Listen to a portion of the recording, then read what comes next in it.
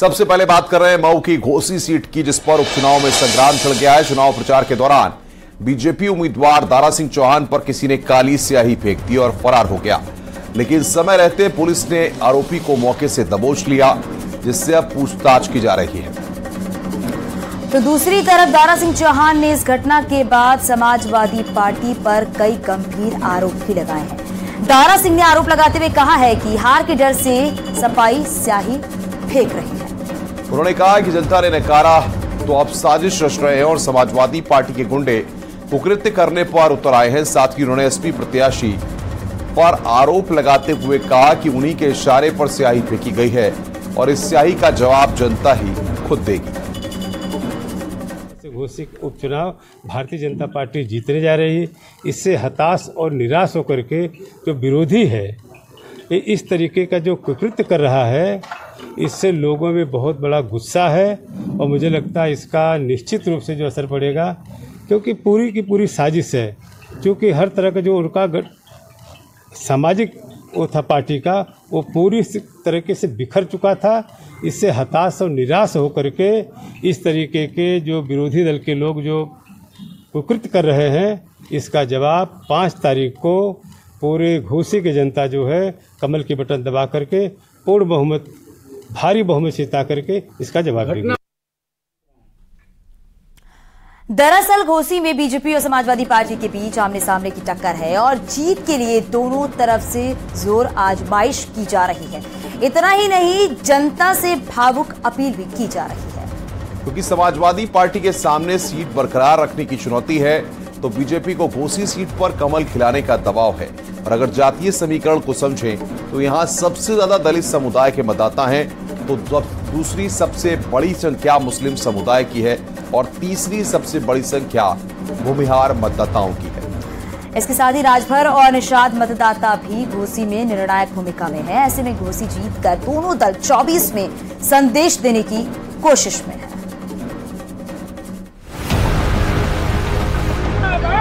Bharatiya Janata party के लिए कोई चुनाव चुनौती नहीं है, घोसी में कोई चुनौती नहीं है। इस बुनियाद पर मैं कह सकता हूं कि आने वाले दिन में भारी बहुमत से भारतीय जनता पार्टी का प्रत्याशी यहां से चुनाव जीतेगा।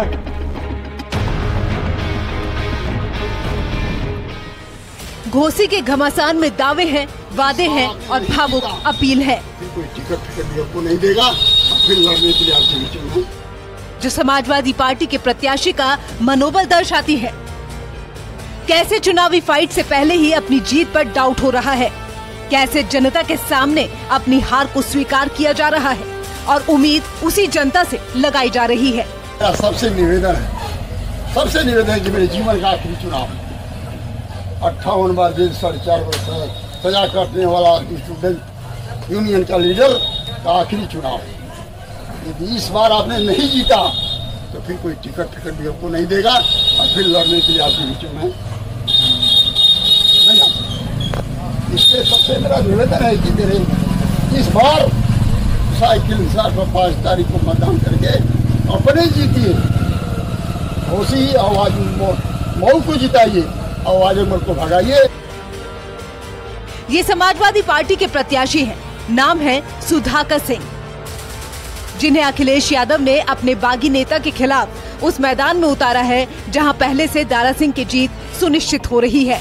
क्योंकि उसी घोसी सीट से दारा सिंह पहले समाजवादी पार्टी से विधायक थे और जब बीजेपी में शामिल हुए तो दारा सिंह को जिताने के लिए एनडीए का पूरा कुनबा मैदान में नजर आया और मुकाबले की घड़ी आई तो समाजवादी पार्टी के प्रत्याशी जनता से भावुक अपील करने लगे। सबसे निवेदन है कि मेरे जीवन का आखिरी चुनाव, 58 बार जेल, 4.5 वर्ष सजा काटने वाला स्टूडेंट यूनियन का लीडर का आखिरी चुनाव। यदि इस बार आपने नहीं जीता तो फिर कोई टिकट भी आपको नहीं देगा और फिर लड़ने के लिए आपके बीच में नहीं आ सकता। इसलिए सबसे मेरा निवेदन है कि मेरे इस बार साइकिल पर 5 तारीख को मतदान करके अपने जीतिए, घोसी आवाज मऊ को जिताइए, आवाज उमर को भगाइए। एक तरफ भावुक अपील हो रही है तो दूसरी तरफ अखिलेश यादव की रणनीति जातीय समीकरण को सेट करने की है। और निषाद, राजभर, पटेल वोट बैंक में खेल करने के लिए बागियों को मैदान में उतारा जा रहा है, जिससे राजभर के वोट बैंक को तोड़ा जा सके, बंटवारा किया जा सके।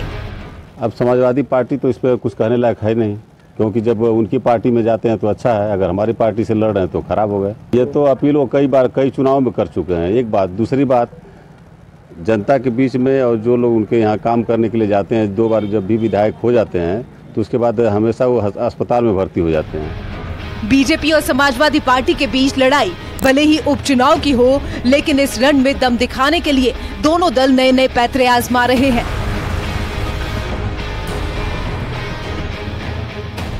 इस सीट पर जातीय समीकरण काफी हावी है।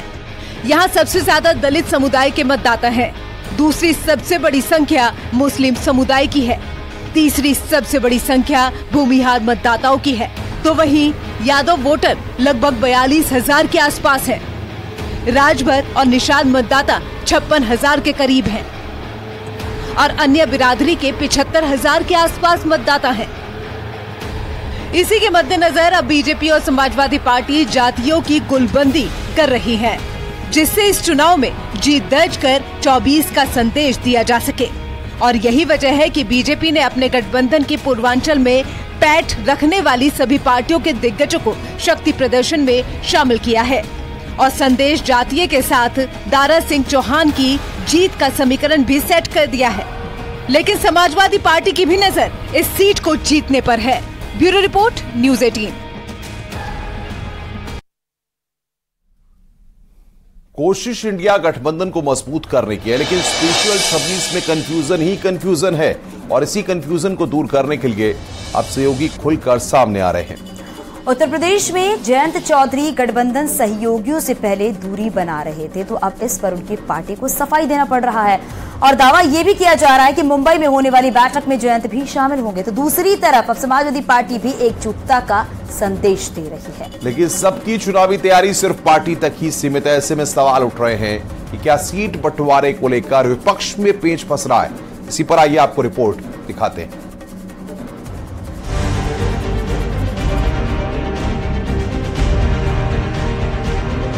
इंडिया गठबंधन में तकरार है, कांग्रेस और आम आदमी पार्टी में दरार है और समाजवादी पार्टी आरएलडी में एकजुटता की दरकार है। फिर भी विपक्षी दलों की तरफ से 24 के लिए हुंकार है।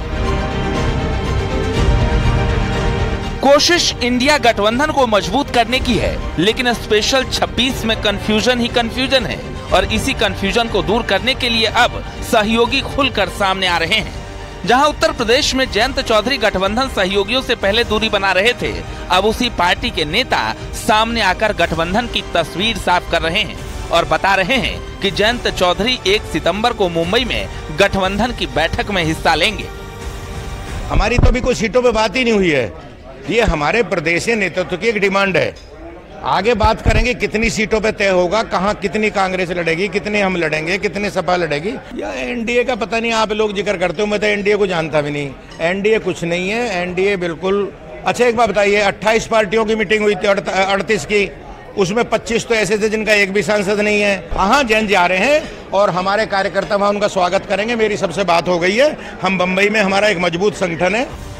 एक तरफ आरएलडी सद्भावना सम्मेलन से जनता के बीच अपनी उपस्थिति दर्ज करवाने की कोशिश में है, तो वहीं समाजवादी पार्टी भी फिरोजाबाद में बूथ कार्यकर्ताओं को प्रशिक्षण दे रही है। लेकिन अभी तक आरएलडी और एसपी के बीच साथ साथ कार्यक्रम की योजना नहीं बनी है और समाजवादी पार्टी पूरी इकट्ठी होकर अपने सहयोगी दलों को लेकर और अपने कुनबे को और बड़ा करके भारतीय जनता पार्टी को हराने का इंतजाम कर रही है। यानी विपक्ष के तमाम दल अपनी जमीन तैयार करने में जुटे हैं, लेकिन अब तक साथी के साथ चुनाव हाथ बटाने की कोशिश नहीं हो रही है, क्योंकि घोसी और बागेश्वर में कांग्रेस, समाजवादी पार्टी और आम आदमी पार्टी के बीच जबरदस्त खींचतान है। समाजवादी पार्टी डिरेल्ड है, वो अपनी नीतियों से भटकी हुई है। ये असली समाजवादी नहीं है, ये गुंडे, माफिया, बदमाशों को पुष्पित पल्लवित करने वाले लोग हैं और उत्तर प्रदेश के लोगों ने हाशिए पर धकेल दिया है। जब जब ये सत्ता में रहे तब तक गुंडई, अराजकता, दंगों को बढ़ावा दिया है। आज इंडिया नाम के संगठन में जो फूट है, सबसे पहले केजरीवाल भागेगा, उसके बाद बिहार के पलटू राम भागेंगे, ये संगठन चलेगा नहीं। सारे लोग अपने अपने दल से अपने अपने चुनाव से लड़ेंगे जिनकी जमानतें जब्त हों। दरअसल इंडिया गठबंधन में सहयोगियों के बीच अभी तक सामंजस्य की स्थिति नहीं बन पाई है। आप और कांग्रेस में मनभेद है, एसपी और आरएलडी में कंफ्यूजन है, जेडीयू और कांग्रेस में डाउट है और यही वजह है कि बीजेपी लगातार विपक्षी एकता पर हमला बोल रही है, जिससे 24 में एनडीए के पक्ष में माहौल बनाया जा सके। खैर, बीजेपी अपनी रणनीति के तहत आगे बढ़ रही है, लेकिन विपक्ष की तस्वीर अब भी धुंधली नजर आ रही है। Bureau report, news 18।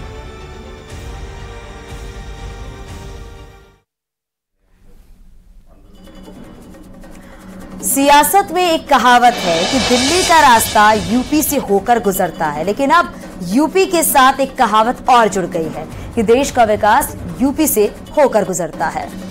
और ये विकास की कहावत हम यूं ही नहीं कह रहे हैं, इसके पीछे उत्तर प्रदेश में विकास के आंकड़े बता रहे हैं। इन दिनों पूरे देश में उत्तर प्रदेश का डंका बज रहा है, क्योंकि उत्तर से दक्षिण तक उत्तर प्रदेश की जय जयकार हो रही है। और इसकी तस्वीर तब और क्लियर हो गई जब साउथ के सुपरस्टार रजनीकांत मुख्यमंत्री योगी आदित्यनाथ से मिले। आपको रिपोर्ट दिखाते हैं, उपयोगी प्रदेश का दक्षिण तक संदेश।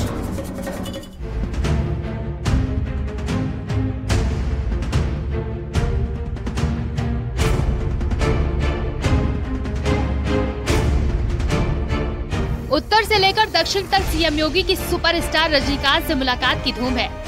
साउथ के सुपरस्टार रजनीकांत ने सीएम योगी के पैर क्या छुए, ये खबर दक्षिण के खबरों और चैनलों की हेडलाइन बन गई। रजनीकांत के फैन भी योगी के मुरीद होने लगे। दरअसल शनिवार को रजनीकांत ने सीएम योगी से उनके आवास पर मुलाकात की। रजनीकांत ने सीएम योगी के पैर छूकर उनसे आशीर्वाद दिया। सीएम योगी ने भी रजनीकांत को पुस्तक देकर स्वागत किया और उन्हें कुछ गिफ्ट भी दिए। सीएम योगी से मुलाकात के बाद रजनीकांत रविवार को अयोध्या पहुँचे, जहाँ रामलला के दर्शन पूजन किए।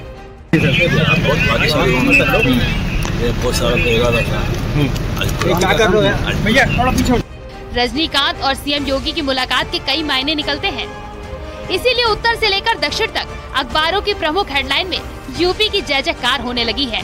दरअसल पिछले 6 सालों में सीएम योगी की नीतियों के कारण बाकी राज्यों को पीछे छोड़ते हुए यूपी देश में विकास के मामले में अव्वल हो गया है, इसीलिए यहाँ दुनिया निवेश की अपार संभावनाएं देख रही है।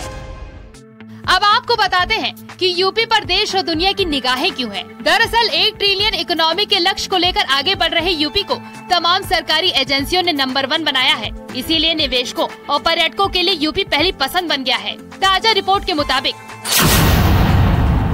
गरीबी उन्मूलन, बैंकिंग, पर्यटन और शेयर बाजार निवेश के मामले में यूपी ने सभी राज्यों को पछाड़ दिया है। विकास पथ पर तेज रफ्तार से बढ़ते उत्तर प्रदेश की ये उजली तस्वीर। भारतीय स्टेट बैंक रिसर्च, भारतीय reserve bank, national stock exchange, पर्यटन मंत्रालय, आयकर विभाग और नीति आयोग ने यूपी को लेकर रिपोर्ट पेश की है, जिसमें यूपी देश और दुनिया की पहली पसंद बन गया है। यूपी ने बैंकिंग, पर्यटन हो, गरीबी उन्मूलन हो, शेयर बाजार में निवेश को, यानी सब को पछाड़ा है। इन क्षेत्रों में यूपी ने सभी को पछाड़ा है।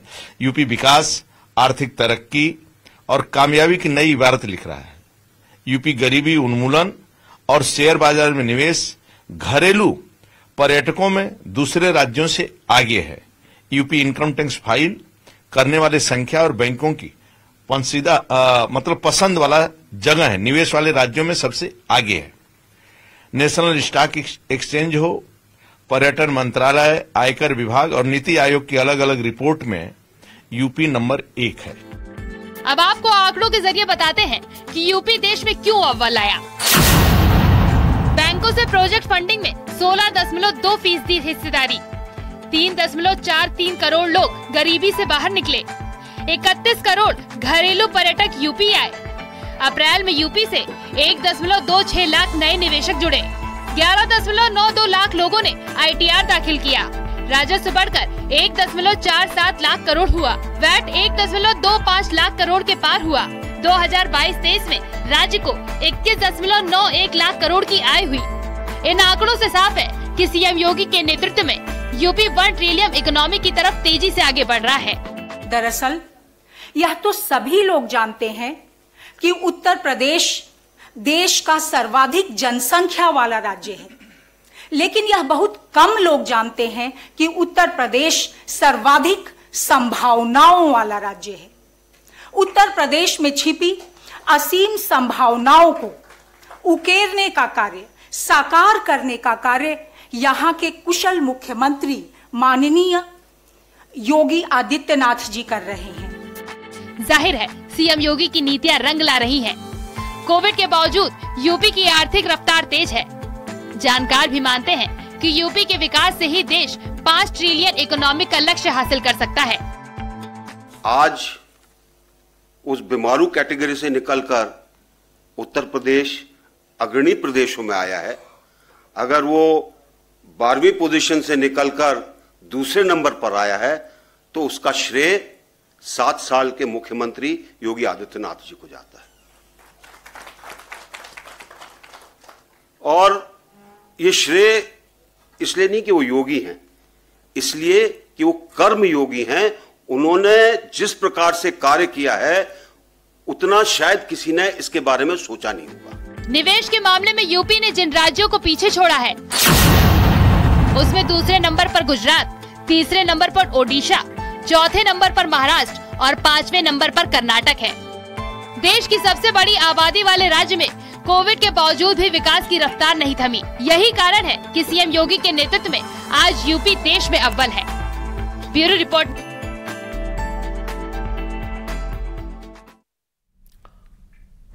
राहुल गांधी लद्दाख के दौरे पर थे, लेकिन इस दौरे को भी उन्होंने सियासी बना दिया और सरहद की सुरक्षा पर सवाल खड़े कर दिए। फिर क्या था? बीजेपी के नेताओं में एक एक आरोपों का करारा जवाब दिया। दरअसल राहुल गांधी ने आरोप लगाते हुए कहा कि चीन भारत की जमीन छीन रहा है। तो बीजेपी ने राहुल पर पलटवार करते हुए कहा कि भारत की जमीन छीनने का किसी में दम नहीं है।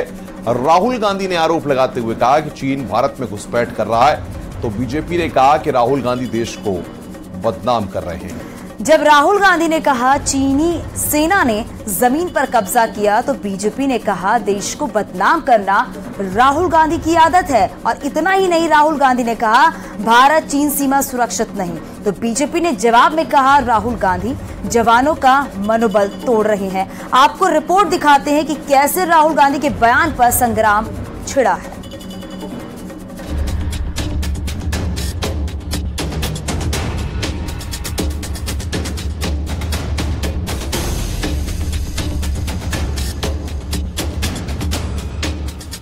राहुल गांधी लद्दाख की सैर पर हैं, खुले आसमान के नीचे सड़कों पर बाइक राइडिंग कर रहे हैं और यात्रा की तस्वीरें शेयर कर रहे हैं।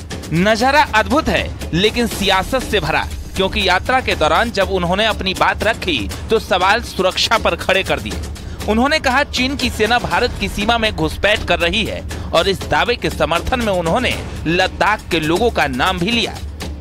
यहाँ पे तो सब लोग कह रहे हैं कि चाइना की सेना घुसी है और इनकी जो पहले जो ग्रेजिंग लैंड होती थी वो ले गए हैं, वहाँ ये जा नहीं सकते हैं। तो यहाँ तो क्लियरली सब लोग कह रहे हैं। प्रधानमंत्री जी ने कहा 1 इंच जमीन नहीं गई, मगर वो सच नहीं है। तो ये तो यहाँ आप किसी से भी पूछ लीजिए, वो आपको बता देंगे। लद्दाख में तो काफ़ी कंप्लेंट है।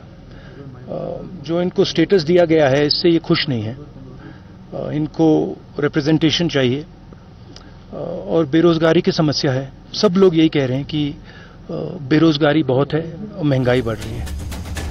प्रधानमंत्री नरेंद्र मोदी समेत गृह मंत्री अमित शाह और रक्षा मंत्री राजनाथ सिंह कई बार सार्वजनिक मंच से देश को भरोसा दिला चुके हैं कि देश की सरहद हमारे सुरक्षा बलों के साथ सुरक्षित है और कोई भी हमारे देश की 1 इंच जमीन पर भी कब्जा नहीं कर सकता। लेकिन राहुल गांधी ने जैसे ही सरहद की सुरक्षा पर सवाल खड़े किए, संग्राम छिड़ गया और बीजेपी ने राहुल गांधी पर चौतरफा हमला बोल दिया। और राहुल गांधी जब आप लद्दाख की बात कर रहे हैं तो आज मुझे आपको 2 चीज स्मरण दिलाना है। आपके परनाना माननीय जवाहरलाल नेहरू के समय में चीन ने 62 के युद्ध के पहले और बाद में कितनी जमीन हथियाई थी, कुछ याद है आपको? दलाई लामा को किस तरह तिब्बत से भगाया गया था, कुछ याद है आपको? तिब्बत पर किस प्रकार से क्या क्या हुआ, कुछ पता है आपको? राहुल गांधी जी जो भी बोलते हैं वो देश को बदनाम करने के लिए, और चाहे 15 अगस्त पर उनका बयान हो, चाहे लद्दाख का बयान हो, हिट एंड रन, झूठ बोले निकल गए, झूठ बोले निकल गए। ये एक तरह से झूठ बोलने की महारत ही थी। राहुल गांधी के आरोपों पर बीजेपी ने पलटवार किया और राहुल गांधी पर जवानों के मनोबल तोड़ने का आरोप लगा दिया। तो दूसरी तरफ उत्तराखंड के पूर्व मुख्यमंत्री हरीश रावत राहुल गांधी के समर्थन में सामने आ गए। तो राहुल गांधी लोगों का ध्यान भटकाने के लिए इस प्रकार की बात कर रहे हैं। वहां पे क्योंकि उनके वीडियोज आके कि सैर सपाटा करने गए थे और अच्छी सड़कें थी, लोगों ने उनको ट्रोल करना शुरू कर दिया कि अच्छी सड़कें हैं, इसलिए लोगों को ध्यान भटकाने के लिए लद्दाख के लोगों का नाम लेकर कह रहे हैं कि जमीनें हड़प ली। उनके जो फंक्शनल आर्म हैं, नेगोशिएटर जो सरकार के हैं, वो जब इस बात को स्वीकार कर रहे हैं कि दिप्सांग से और डेमचौक से चीन हटे तब मीनिंगफुल बातचीत होगी, तब सी और श्री मोदी जी के ब्रिक सम्मेलन में साउथ अफ्रीका में बातचीत का आधार बन सकता है, या ऑफिशियल है। तो इसका अर्थ है हटेगा तो तभी जब वो हमारे वहां घुसा होगा। खैर, जिस तरह राहुल गांधी अपनी यात्रा के दौरान सरहद की सुरक्षा पर सवाल खड़े कर रहे हैं, उससे तो तय है कि एक बार फिर 24 के रण में घुसपैठ का मुद्दा गरमाने वाला है, क्योंकि इससे पहले भी राहुल गांधी सेना के साथ ही सीमा की सुरक्षा पर सवाल खड़े कर चुके हैं। Bureau report, news 18। फिरोजाबाद में समाजवादी पार्टी कैडर प्रशिक्षण शिविर में बड़ा फैसला लिया गया है।